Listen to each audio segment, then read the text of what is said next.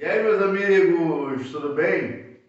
Me diz uma coisa, já te perguntaram alguma vez se, eu vou fazer o exercício aeróbio, eu não vou catabolizar muita proteína?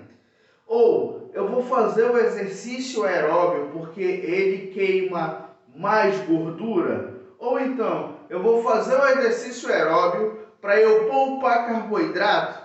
Já te falaram muitas vezes, ou já te fizeram muitas vezes essa pergunta. Uma pergunta nesse sentido, o teu cliente faz principalmente para saber se, quando ele fizer o exercício aeróbio, ele está metabolizando mais gordura, ou somente a gordura, ou qualquer coisa nesse sentido. E na aula de hoje eu vou te mostrar então aqui o panorama do metabolismo energético durante o exercício aeróbio de longa duração. Tá? Durante aquele exercício ali que teu aluno vai fazer na esteira, que ele passa 20, 30, 40 minutos ali caminhando. Tá? Eu vi uma pessoa relatando que para diminuir, por exemplo, a glicemia plasmática dos seus clientes, ela coloca o cliente para fazer 1 hora de esteira após treinamento.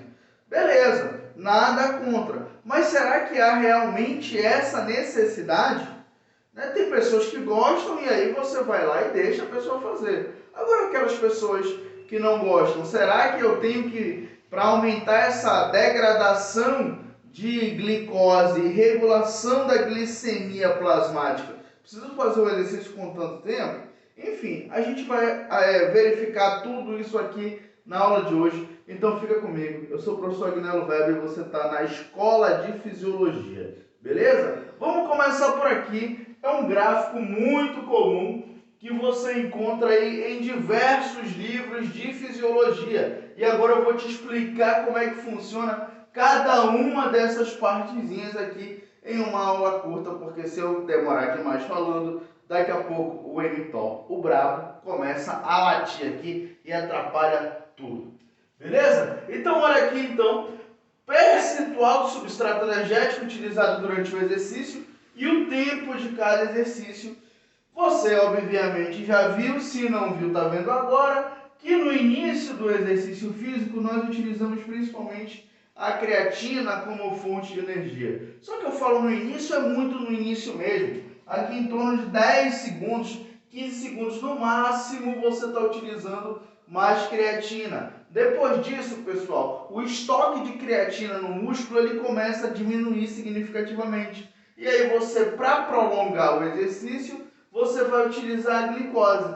Pô, mas Agnello, creatina, então, ela acaba muito rapidinho. Exatamente. Se você estiver fazendo, por exemplo, um exercício de intensidade moderada, que é um exercício mais prolongado, ou até mesmo um exercício de intensidade alta, porém prolongado, essa creatina ela vai ter sido utilizada no teu aquecimento quase. Tá? Você acabou com a creatina aqui, ou você diminuiu significativamente a sua concentração de creatina aqui no início. Agnello, quer dizer então que eu vou fazer o exercício sem a creatina? Não é isso. Você vai ter utilizado a creatina no seu aquecimento e durante o exercício a intensidade não é alta o suficiente para o teu organismo ter que utilizar a creatina. Ele vai conseguir restaurar essa creatina. Como eu estou falando aqui dela ter sido utilizada logo no início, porque você saiu de um estado de repouso para iniciar o seu aquecimento. Então ali o seu músculo utilizou mais creatina. Durante o exercício, o seu músculo já se acostumou. Então ele não vai precisar utilizar tanta creatina. E aí ele vai utilizar mais a glicose, ele vai degradar o glicogênio para liberar então glicose no próprio músculo. E essa glicose ela vai ser metabolizada através de uma via que a gente conhece como glicólise. Tá bom? Posteriormente, você vai ver que a degradação dos ácidos graxos, ou seja, das gorduras, dos triglicerídeos, que vão ser quebrados, aí a gente tem a produção, aqui a liberação dos ácidos graxos, ela começa a aumentar a partir dos 3 minutos do exercício contínuo e com 10 minutos ali, as gorduras elas são os substratos energéticos predominantes durante o exercício, se essa intensidade for de moderada a baixa. Se essa intensidade for alta, há um equilíbrio muito grande entre carboidratos e gorduras. O que acontece é que o estoque de carboidrato ele começa a cair no músculo. Então, a gordura passa a prevalecer se esse exercício for prolongado. Até 3 minutos, 5 minutos ali, tem um equilíbrio bem grande entre carboidratos e gorduras. Posteriormente a isso, 10 minutos de exercício, as gorduras já predominam. E por quê? Porque nós temos um estoque maior de gordura. E você vai observar que com 10 minutos de exercício contínuo, a intensidade do esforço ela caiu significativamente. E por que isso acontece? Vai chegar um momento que eu vou te mostrar o porquê dessa intensidade ter que diminuir. E as proteínas, Agnello? Pô, tenho medo de fazer o aeróbio e catabolizar demais, cara. O meu aluno ele vai fazer um exercício, um treinamento de força para hipertrofia, e eu tenho medo de colocá-lo para fazer o aeróbio. Eu já mostrei num vídeo que o exercício aeróbio ele não atrapalha e muito pelo contrário, ele ajuda na hipertrofia. Esquece esse negócio de que ele vai catabolizar muito. Tá? As pessoas pensam assim, vou fazer o cardio, eu vou perder muita proteína muscular. É o seguinte, a contribuição das proteínas ela é muito baixa. As proteínas serão degradadas e os seus aminoácidos constituintes serão liberados. Tá? Só que a taxa de proporção da proteína, pessoal, fica aqui em 5% aproximadamente. Ou seja, é pouca proteína que é utilizada. Tá bom? A contribuição dos aminoácidos para a produção de energia ela é baixa. Tá bom? Então, não se preocupa com essa questão de catabolismo das proteínas. Agnello, beleza. Vamos lá então, só para a gente resumir essa primeira parte. Usei pouca creatina durante o exercício prolongado. Usei muita glicose no início. E essa glicose diminui a sua participação, só que não para de participar do metabolismo energético durante o exercício prolongado. E eu estou utilizando agora, com um pouco mais de tempo, as gorduras para a produção de energia. Beleza? Entendido até aí? Então, quando o exercício é prolongado, eu tenho que reduzir a intensidade do meu esforço e eu aumento a participação das gorduras.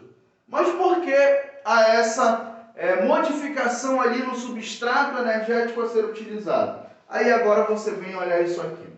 A glicose, pessoal, ela quando vai ser metabolizada, você tem o estoque de glicose no músculo, que é o glicogênio. Esse glicogênio ele sofre clivagem ali por enzimas e a gente tem a liberação da glicose. A glicose ela começa a ser quebrada em uma parte do músculo que a gente chama de sarcoplasma. Tá? O sarcoplasma, pessoal, lá na biologia você aprendeu como citoplasma. É a mesma coisa, mas no músculo o nome é sarcoplasma. Essa glicose, então, ela é metabolizada a partir de uma reação, de um conjunto de reações que a gente chama de glicólise. E a quebra da glicose resulta em um saldo de 2 ATPs. O que é o ATP? É a energia. Energia essa que vai para o músculo utilizar para a contração. Então, para o seu músculo se mexer, para o seu músculo contrair, você gasta ATP. E a glicose, ela consegue então produzir esses ATPs, gerar esses ATPs de maneira rápida. Assim como a creatina utilizou lá no início, produziu ATP, ajudou a produzir ATP de maneira muito rápida no início. E por isso ela é a primeira a ser utilizada aqui para a geração de energia. Secundariamente nós temos a glicose. Quando você quebra essa glicose no sarcoplasma, você produz rapidamente ATP. E o produto da glicólise, que é a quebra da glicose, é uma molécula que a gente conhece como piruvato. Esse piruvato, ele vai entrar em uma organela que a gente vai chamar de mitocôndria. Então, o piruvato entra na mitocôndria e na mitocôndria o piruvato é convertido em acetilcoenzima A. Essa acetilcoenzima A vai ser utilizada para o metabolismo oxidativo, o metabolismo aeróbio. O que eu te mostrei até aqui, aconteceu no sarcoplasma. Logo, esse tipo de metabolismo é chamado de anaeróbio. Em relação às gorduras, tá? Em relação às gorduras, os triglicerídeos eles são quebrados. Nós temos a liberação dos ácidos graxos e esses ácidos graxos também virão aqui para a mitocôndria. Eu vou fazer assim, ó. Tá aqui a mitocôndria, então, ó. Isso aqui é a mitocôndria. O ácido graxo entra na mitocôndria. Dentro da mitocôndria, o ácido graxo também é convertido em acetilcoenzima A. E os aminoácidos? Os aminoácidos provenientes da degradação das proteínas também entrarão na mitocôndria e também serão convertidos em acetilcoenzima A. E essa acetilcoenzima A, pessoal, ela vai entrar em um conjunto de reações que nós conhecemos como ciclo de Krebs, ou ciclo do ácido cítrico. E esse ciclo de Krebs, por volta, vai produzir um ATP. Um ATP somente, e ATP esse que vai ser utilizado pelo músculo para a contração. Além disso, no ciclo de Krebs, a gente produz NADH e a gente produz FADH2. Essas duas moléculas vão ser utilizadas em uma outra reação que a gente chama de cadeia transportadora de elétrons e lá elas serão, então, oxidadas para a produção de energia. Oxidação significa perda de elétrons, tá bom? O que vai acontecer? Olha aqui comigo. Você está vendo aqui a produção de algum ATP, da degradação do aminoácido até acetilcoenzima A? Não tem ATP. Da degradação do ácido graxo até acetilcoenzima A, não tem ATP. Agora, da degradação da glicose até o piruvato, tem ATP. Sabe por que eu estou te mostrando isso? Olha aqui, ó. A glicose ela é utilizada primeiramente para a produção de energia, primeiramente como substrato energético durante o exercício prolongado, por conta dessa produção de dois ATPs aqui. Esses dois ATPs vão ser utilizados logo pelo músculo para que ele realize contração. Em contrapartida, para você utilizar a gordura para gerar ATP, o processo ele é mais longo. Eu tive que quebrar o triglicerídeo, eu tive então que liberar o ácido graxo. Esse ácido graxo precisou ser convertido em acetilcoenzima A e a acetilcoenzima A teve que entrar no ciclo de Krebs para que haja então produção de energia. E no ciclo de Krebs a produção de energia é alta? Não, ela é baixa. E presta atenção ainda. O ciclo de Krebs ele vai produzir NAD e FADH2 e a partir deles é que a gente vai ter produção de mais energia. Então, para o teu organismo utilizar gordura para gerar energia, o gasto energético ele acaba sendo maior. Por quê? Porque todas essas reações aqui, de certa forma, modificam o metabolismo, alteram o metabolismo, tá bom? Então, a glicose acaba sendo o substrato preferencial às gorduras durante o início do exercício prolongado, porque você consegue produzir energia mais rapidamente com a glicose. Mas, Agnello, e por que então cai aqui essa contribuição da glicose? Dois motivos. Primeiro, a glicose, o estoque de glicose no corpo é muito inferior ao estoque de gordura. No músculo é maior, mas no corpo em geral ele é muito inferior.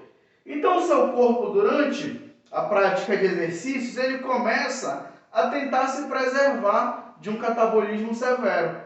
E aí a gordura acaba sendo enviada para o músculo do tecido adiposo, tá? Então essa gordura vai ser enviada para o músculo e lá no músculo vai acontecer isso aqui. Lá no músculo vai acontecer esse conjunto aqui de reações. Esse conjunto de reações ele é um conjunto que tem mais reações e essas reações acontecem numa velocidade um pouco inferior. Então, o meu organismo ele vai utilizar a glicose preferencialmente porque eu consigo produzir ATP mais rapidamente com a glicose. Segundo, vai cair por quê? Porque o estoque de glicose é baixo e o estoque de gordura acaba sendo mais alto. Além disso, pessoal, 1 grama de glicose, tá, vai me gerar 4 quilocalorias. 1 grama de gordura me gera 9 quilocalorias. Então, se com 1 grama de gordura eu produzo 9 quilocalorias, eu tenho ali 9 quilocalorias para ser gastas, significa que 1 grama de gordura acaba tendo um potencial energético superior a 1 grama de glicose. Como o exercício é a longo prazo, é mais interessante eu poupar essa glicose e começar a utilizar mais a gordura para gerar energia. Mas, Agnello, por que o organismo não para de produzir e não para de degradar a glicose? Eu estou vendo que a degradação de glicose, ela vai continuar alta aqui, ó. Ela continua alta, tá? Voltou para o nível de repouso? Não, eu posso até apagar isso aqui e fazer assim, ó. Não está no nível de repouso, tá? Não está no nível de repouso. A degradação de glicose está alta ainda. Por que isso? Primeira coisa, o piruvato, ele não vai ser convertido somente a acetilcoenzima A. Durante o exercício prolongado, esse piruvato ele pode ser convertido a oxaloacetato. E esse oxaloacetato, ele precisa ser produzido a partir do piruvato para que eu tenha a degradação das gorduras. O oxaloacetato, ele também entra no ciclo de Krebs. Ele já está no ciclo de Krebs. Então, vamos lá. A partir do piruvato eu produzi o oxaloacetato e a partir do ácido graxo eu produzi a acetilcoenzima A. Eu vou ter a síntese do primeiro intermediário do ciclo de Krebs, que é o citrato. E as proteínas, Agnello, os aminoácidos, eles também podem ser convertidos em oxaloacetato. E aí eu tenho a participação dos carboidratos e a participação dos aminoácidos como substratos intermediários para a produção de energia proveniente da quebra das gorduras. É por isso que o seu organismo não para de degradar carboidrato e ele continua degradando proteína, por mais que seja um pouquinho, ele continua degradando proteína para a produção de energia. Beleza? Dito isso, a gente pode resumir isso aqui da seguinte maneira. Exercício prolongado, ele vai gastar em questões proporcionais mais gordura do que o exercício, do que carboidratos, desculpa. Então ele vai gastar em questões proporcionais mais gorduras do que carboidratos. Por outro lado, isso é melhor ou é pior para o emagrecimento, Agnello? Eu ouvi dizer que se eu gastar mais gordura durante o treino, durante o meu período de recuperação, eu gasto mais carboidrato. Se eu gasto mais carboidrato durante o treino, durante a minha recuperação, eu gasto mais gordura. O que acontece? Isso aqui vai ser muito eficiente para o emagrecimento, desde que seja acompanhado de um balanço calórico negativo. Além disso, você viu então que durante o exercício prolongado, o gasto de gordura proporcional é maior ao gasto de carboidratos, e nós vimos que mesmo diminuindo a participação do carboidrato durante para a produção de energia durante o exercício, ele continua sendo catabolizado. E ele vai ser catabolizado para quê? Tanto para a produção de acetilcoenzima A, bem como para a produção de oxaloacetato.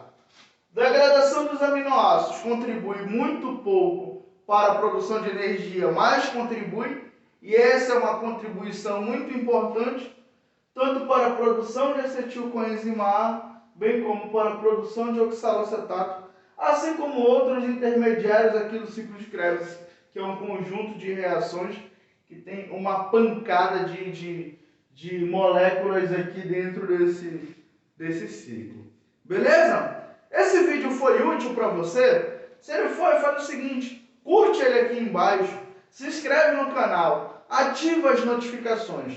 E se você quiser se aprofundar nisso aqui, você faz o seguinte, aqui no link da descrição, aqui na descrição eu vou deixar um link para a Escola de Fisiologia, que é a minha assinatura que está hospedada na Hotmart, e eu tenho 2 cursos que falam sobre metabolismo energético. Eu tenho um curso de bioenergética e metabolismo, no qual as aulas são assim nos dias, aulas curtinhas, menos de 20 minutos, tá bom? E eu tenho um curso de bioquímica aplicada à nutrição e ao exercício, e esse é um curso que as aulas são muito aprofundadas, então tem aulas ali de até 2 horas, aulas de 30 minutos a 2 horas ali. É um negócio para quem gosta mesmo de bioquímica aplicada ao exercício e à nutrição. Beleza? Então não esquece, ó, se inscreve no canal, ativa as notificações, curte esse vídeo, ajuda o nosso canal a crescer. Toda segunda, quarta e sexta você tem conteúdo aqui no canal. Agora, quanto maior for o canal, mais informações você recebe.